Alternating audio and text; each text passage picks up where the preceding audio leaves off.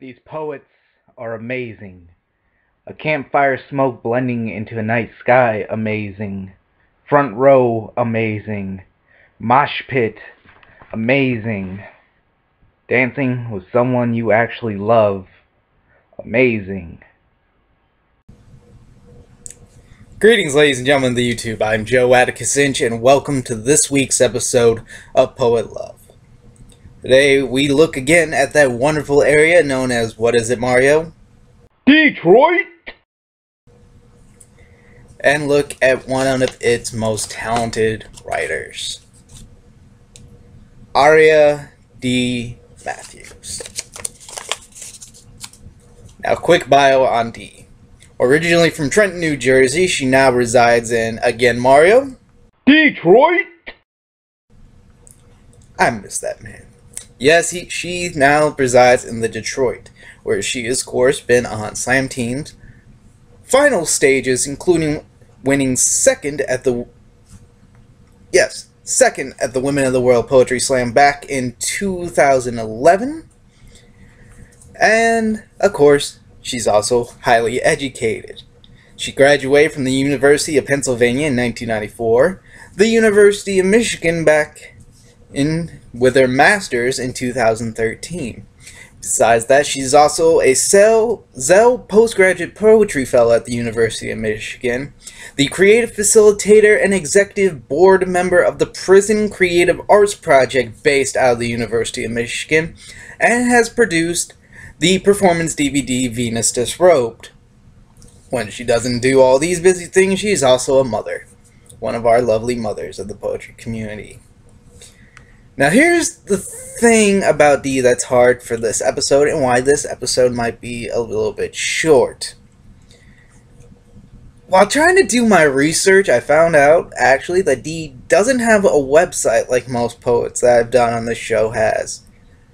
And trying to find her poetry online, even through the very helpful hands of Google, has been hard. Through Google and YouTube, I could only find one poem of one video of hers. But if you want to truly grasp not only the power of Dee, but also the power of one of my favorite forms of performance poetry, the persona piece, I suggest you go to YouTube and check out her poem Wisdom, which is about a family going through Hurricane Katrina, which may be a little bit dated, as most works can get when they deal with a certain social issue or certain event, such as, in my lifetime, 9/11 and Hurricane Katrina. But the best writers, such as Dee, make it kind of timeless, in the sense that I can listen to Wisdom over and over again, and it's her delivery, it's the wording of it, that just keeps bringing it alive to me. And so if you want to really truly get a sense of the power of Dee Matthews, Wisdom's a good place to start. I actually messaged Dee on Facebook to try to see if she could help me out with doing this episode, and she told me she would get back to me.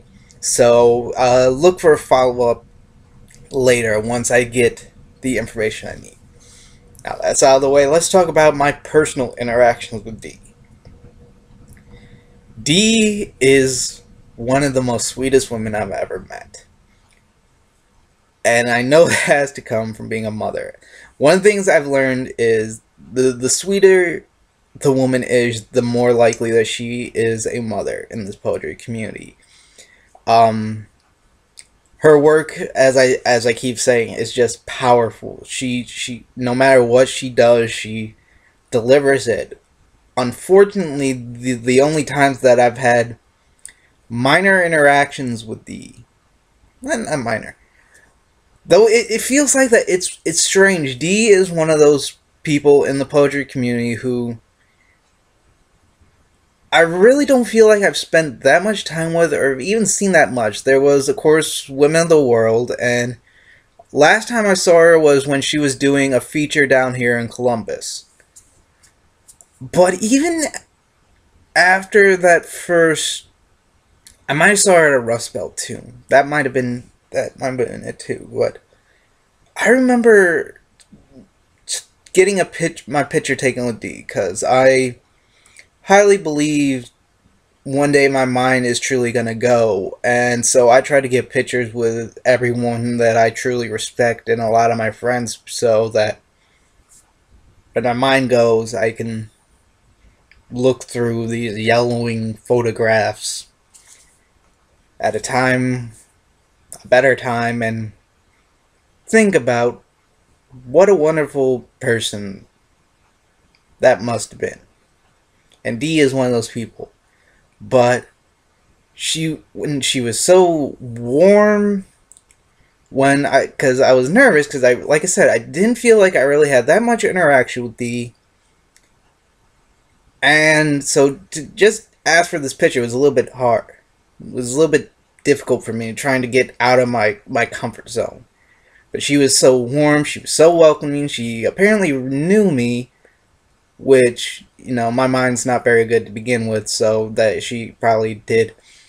And, she just took in a place at the Women of the World tournament, and since the last time I saw her, it was just one of the best experiences, just sitting around a table with Dee, Ethan Rivera, who we talked about, Rachel Wiley, who we talked about, and others, just around this table in a Mexican after she's done a feature, having margaritas.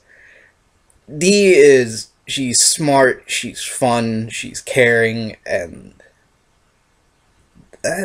that's all I can say about Dee Matthews. I believe when last time I saw her, she was talking about working on a manuscript, and hopefully I can somehow get my hands on that, because I really wish there was more. I feel like I could be a better writer if I had more Dee Matthews in my life, via mostly anything. So I guess on that note, I'm going to end today's episode with Dee, my heart truly goes out to you. Thank you for your work. Thank you for the warmth. And thank you for just being you. And now we're going to dig back into this magic shoebox for next week's episode. Next week's episode is going to be an episode that I'm really gonna like. Till then, ladies and gentlemen, my name is Joe Atticus Inch, reminding you to keep pens moving, live long and prosper. I will see you next week.